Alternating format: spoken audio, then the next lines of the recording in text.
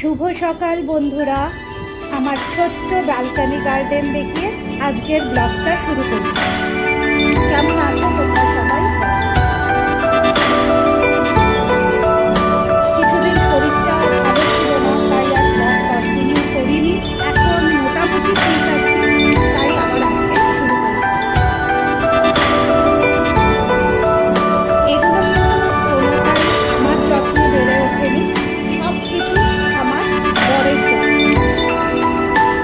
ওর একটু গাছপালা প্রতি শখ আছে, শখ আমার নেই তা না, ভালো লাগে, কিন্তু এত থাকতে আর সত্যি পারছি না। তো এইটুকু ছোট্ট একটা ব্যালকনি, তাতে যতটুকু রাখা যায়, এইটুকু একটা ঠাকুর পুজো দিতে চলে এসছি। তো ঠাকুরটা পুজো দেওয়া হয়ে গেলে বাকি কাজকর্মগুলো করব। প্রতিদিন সকালে উঠে বাসি কাজকর্ম সেরে আমি একবার ঘর ঝাড় দিয়ে ঘর মুছে নিই, তারপরে কাজের দিদি এসে আবার ঘর ঝাড় দিয়ে ঘর মোছে। কিন্তু আমার বাসি ঘরের যেন পুজো তো করা যায় না, তাই জন্য আমি একবার পুরো ঘর বাড়ি ঝাড় দিয়ে একবার মুছে নিই। তো সেই সব কাজকর্ম হয়ে গেছে, হাজব্যান্ডের জন্য ব্রেকফাস্ট লাঞ্চ সব বানানো হয়ে গেছে, ও অফিসেও চলে গেছে। আর তারপরে আমি স্নান টান করে পুজো কমপ্লিট করলাম। এটা আমার ছোট্ট একটা তুলসী মঞ্চ, এখানে আমি তুলসী মার পুজো দিই। আর দেখো আমার চুনুমুনু সব ছোট্ট ছোট্ট আমার আছে, আরও কয়েকটা পাখি আছে, পরে দেখিয়ে দেবো। এগুলো বদ্রি, সেরকম কোনো মানে একেবারে কাকাতুয়া কথা বলা টিয়া সেই সব কিছু নেই, বদ্রি আছে। এটাও কিন্তু আমার হাজব্যান্ডের। তবে ভালো লাগে, একা একা থাকি তো, ওদের সাথে কথা বলে কুটুর মুটুর সারাদিন আওয়াজ করে, ঘরটা ভরা ভরা লাগে। তবে অনেক ঝামেলা আছে, ওদের স্নান করানো পরিষ্কার করা, তবে কোনোটাই আমি করি না, সব আমার বর করে, এগুলো আমি করি না। তো চলো, তুলসী মঞ্চে পুজো ধূপকাঠি প্রদীপ জ্বালানো হয়ে গেছে। এই দেখো এইটা কি অবস্থা হয়ে রয়েছে, এইবার এটাকে আমি ফট করে গুছিয়ে নিই। পেয়েছো সমস্ত, এটার মধ্যে আমি ঠাকুরের সমস্ত যে বড় বড় পুজোর বাসন কোসন এগুলো সব রেখে দিই। দেখো গুছিয়ে রেখে দিয়েছি সমস্ত কিছু একদম। এইবার ঘর পরিষ্কার, রোজকার যা কাজ, কি দেখাবো বলো, রোজকার তো একই কাজ থাকে মেয়েদের, ঘর দোর পরিষ্কার পরিচ্ছন্ন এগুলো করতেই হয়। তো সেই করে নিচ্ছি এখন।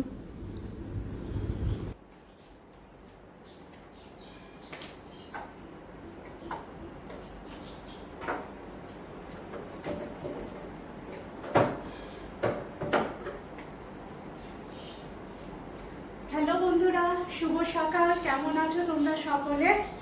অনেক দিন পরে আবার ব্লগ শুরু করছি। সমস্ত কাজ হয়ে গেছে, পুজো আর্চা কমপ্লিট, রান্না বান্নাও শেষ। আজকে আবার সোমবার, তাই একবারে ব্রাঞ্চ করে নেব, তার আগে ঘরের কাজগুলো শেষ করে নেব। কি বলো তো, ঘর পরিষ্কার রাখতে, জিনিস কিনতে, নতুন নতুন জিনিস কিনতে তো ভালো লাগে, কিন্তু কিনলেই তো হবে না, প্রতিদিন যে এগুলোকে ঝাড় পোছ করে পরিষ্কার করা, এ এক বড় হ্যাপা। কিন্তু ওই ভালো লাগে কিনতে, কিনে ফেলি, তারপরে বলে বাবা সব তো আমারই পরিষ্কার করতে হবে। তো যাই হোক, পরিষ্কার করে নিই, চলছে এইভাবেই। এক এক সময় একা একা লাগে ঠিকই, কারণ আত্মীয় স্বজন বন্ধু বান্ধব সব তো কলকাতায়, কি আর করা যাবে। আজকে এই ফ্রিজটা পরিষ্কার করার পালা। অনেকেই ভাবতে পারো একই ঘরে দুটো ফ্রিজ দিয়ে কী হবে, এটা আমার ঠাকুরের ফ্রিজ বা নিরামিষ ফ্রিজ। তো এই ফ্রিজটা একটু পরিষ্কার করে নিয়ে তারপরে আবার তোমাদের সামনে আসছি।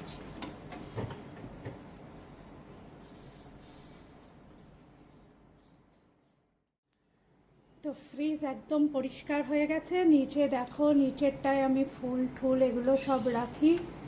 আর এখানে একটু কোল্ড ড্রিঙ্কস আছে, একদম ফাঁকা। পুজোর সময় আরও কিছু ফল ঠল আনলে সেগুলো এখানে স্টোর হয়। চলো পরে আসছি আবার। সব কাজ মোটামুটি হয়ে গেছে সকালের। রান্না বান্না শেষ, বর অফিসে চলে গেছে। তোমরা তো জানোই যে ও লাঞ্চ আর ব্রেকফাস্ট করে যায়, লাঞ্চ নিয়ে যায়। তো সেই সব কিছু হয়ে গেছে। এখন ঘরদর পরিষ্কারও হয়ে গেছে, ঘরদর বলছি, ঘরদর পরিষ্কারও হয়ে গেছে, সব কিছু হয়ে গেছে। আজকে সোমবার যেহেতু আমি ভাত খাবো না, তাই একবারে ব্রাঞ্চ করে নিচ্ছি এখনই। সকালে যা বানিয়েছিলাম সাবুর খিচুড়ি, সেটাই এখনই করে নিচ্ছি। এই দেখো নিয়ে চলে এসছি। এইবার এইটাই খেয়ে নেব আর একটুখানি বসে বসে সিআইডি দেখব। চলো পরে আসছি। অনেকক্ষণ পরে আবার তোমাদের সামনে এলাম। ঠাকুরের জামা কাপড়গুলো কেচে দিয়েছি, এবার এগুলোকে একটু মেলে দিই।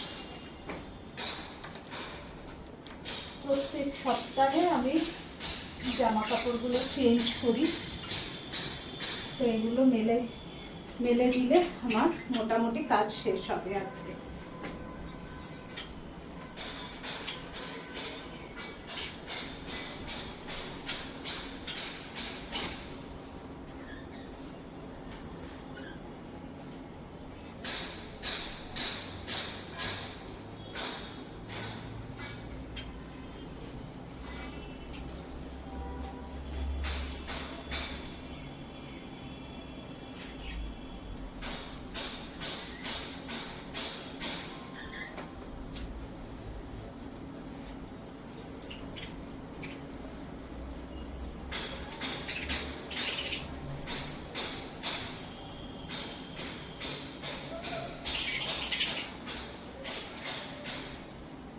কি আওয়াজ হচ্ছে, কার বাড়িতে কাজ হচ্ছে।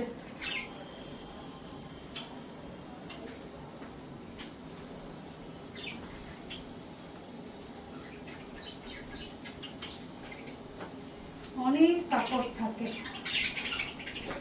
সেগুলোকে মেলে শুকাতে হবে।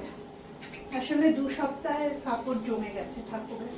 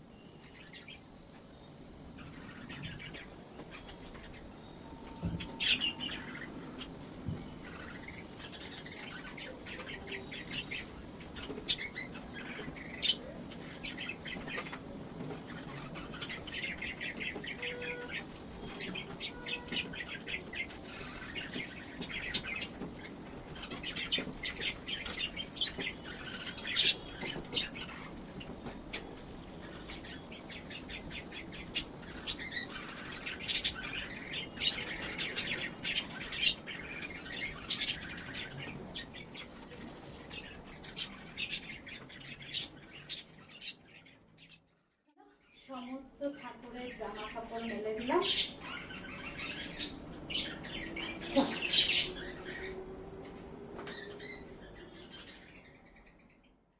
বন্ধুরা, এখন 7টা বাজে। আমার সমস্ত কাজকর্ম হয়ে গেছে, সবজি হয়ে গেছে, রাতে রুটি খাবো। শুধু হাজবেন্ড আসলে গরম গরম রুটি বানাবো, তাহলেই হয়ে যায়। বাকি সমস্ত কাজকর্ম হয়ে গেছে। পড়ানো ছিল, তবে ওদের কালকে পরীক্ষা আছে, তাই আজকে ছুটি দিয়ে দিয়েছি আগে। তো এলাম তোমাদের সাথে কিছু গল্প করতে। সামনাসামনি আমি কোনোদিন সেরকমভাবে এসে কথা বলিনি, তাই আজকে এলাম। আচ্ছা, কলকাতায় একটা জিনিস, আমি তো এখানে বসে আর পুরোটা জানতে পারছি না, তবে সোশ্যাল মিডিয়ায় যেটুকু আসে যে একটা ডান্স রিয়ালিটি শো নিয়ে নাকি খুব হালচাল মেচে গেছে, মানে খুব চলছে একটা কিছু, সোশ্যাল মিডিয়াতে তো চলছে। কলকাতার কোনো একটা ডান্স রিয়ালিটি শোতে চণ্ডালিকার সাথে নাকি কোনো একটা হিন্দি গানের ফিউশন হয়েছিল সেই নিয়ে। তো আমি অতি ক্ষুদ্র একটা মানুষ, নাচ ভালোবাসি, ছোটবেলায় করেছি, পরে পড়াশোনার চাপে আর কন্টিনিউ করতে পারিনি, হয়ে ওঠেনি, তো সেটা তো আলাদা কথা। তো সেই বিষয়ে তোমাদের কি মতামত?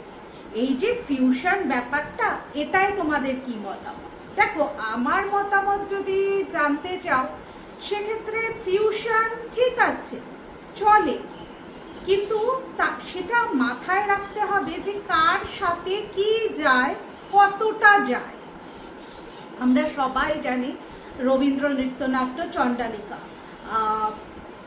বাঙালিরা, বিশেষ করে বাঙালি মেয়েরা যারা একটু নাচ ভালোবাসে, নাচ জানে, তারা কোনো না কোনো সময় স্কুলে হোক, কলেজে হোক, যেখানেই হোক, তারা এই চণ্ডালিকার সাথে কিন্তু ওতপ্রোতভাবে জড়িত, কারণ ভালোবেসে। রবীন্দ্র নৃত্যনাট্য অনেক আছে, তাসের ঘর আছে, আরো অনেক নৃত্যনাট্য আছে, কিন্তু চণ্ডালিকা খুব কাছে, বিশেষ করে আমি বহুবার ওতে পারফর্ম করেছি, তো সেটা আলাদা কথা, সেটা বড় কথা নয়। যেটা হচ্ছে এই যে ফিউশন ব্যাপারটা জানতে হবে না, বুঝতে হবে কিসের সাথে কি যায়। এখন তুমি বিকেল বেলা এক গ্লাস গরম দুধ খেলে, দুধ খাওয়ার পরেই শুনলে পাড়া দিয়ে একটা ফুচকা আলা যাচ্ছে, আর তুমি টপ করে তেঁতুল মাখা জল দিয়ে সেই ফুচকা খেয়ে নিলে, সম্ভব? হজম হবে? হবে না। বড়রাও বলে যে দুধের পরে টক খাস না, হজম হবে না, অসুবিধা হবে। ঠিক সেইভাবেই আমাদেরকেও এটা মাথায় রাখতে হবে কোন জিনিসের সাথে কোন জিনিসটা যায়। আমি বুঝতে পারিনি যে চণ্ডালিকা এইটা যে কোরিওগ্রাফ করেছে, সে কেন এটা করলো। অনেকভাবে ফিউশন করা যেত, অনেকভাবে এটা ফিউশন করা যেত। সে হঠাৎ যখন বৌদ্ধ ভিক্ষু চণ্ডালিকার কাছে জল চাইলো, তারপরে চণ্ডালিকার যে গানটা আসে, সেখানে একটি হিন্দি সিনেমার ভীষণ জনপ্রিয় একটা গান অ্যাড করে দিল। দরকার কি ছিল জানি না। ওনাদের মতো অত বিজ্ঞ আমি নই, খুব ক্ষুদ্র একটি সাধারণ মেয়ে, তাই বলতে পারবো না যে সত্যি ওটার দরকার ছিল কি না। যে হিন্দি গানটি নেওয়া হয়েছে সেটা আর.ডি. বর্মনের কম্পোজ করা, লতা মঙ্গেশকরের গাওয়া।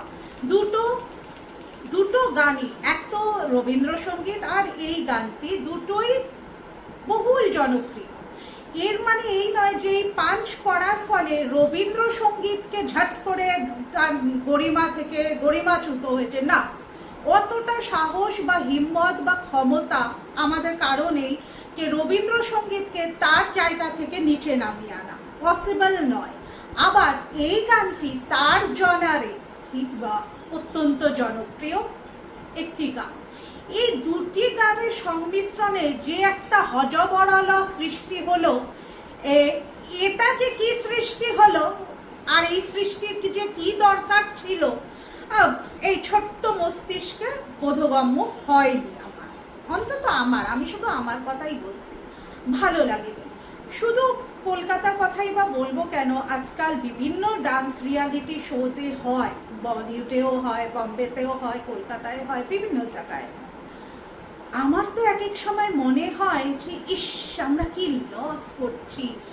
এই সমস্ত ছেলে মেয়েদের যদি অলিম্পিকে পাঠানো যেত, অলিম্পিকে বোধহয় একটা ক্রাইটেরিয়া আছে জিমন্যাস্টিকের, যেখানে চায়না, জাপান প্রচুর মেডেল নিয়ে যায়। এই আমরা তো নাম লেখাতে পারি অন্তত। আমি এক এক সময় বুঝি না যে এরা নাচ করে না জিমন্যাস্টিক্স করে, কারণ নাচের মধ্যে অন্তত আমরা যেটা দেখেছি, কমনীয়তা, মুদ্রা, এক্সপ্রেশন, সেই সবের থেকে অ্যাক্রোবেটিক্স বেশি। তো আমরা তো অলিম্পিকে নাম লেখাতেই পারি, এটা নিয়ে কিন্তু ভাবা উচিত যে এদের কিন্তু অলিম্পিকে অন্তত না জিতে জেতাটাই কি সব?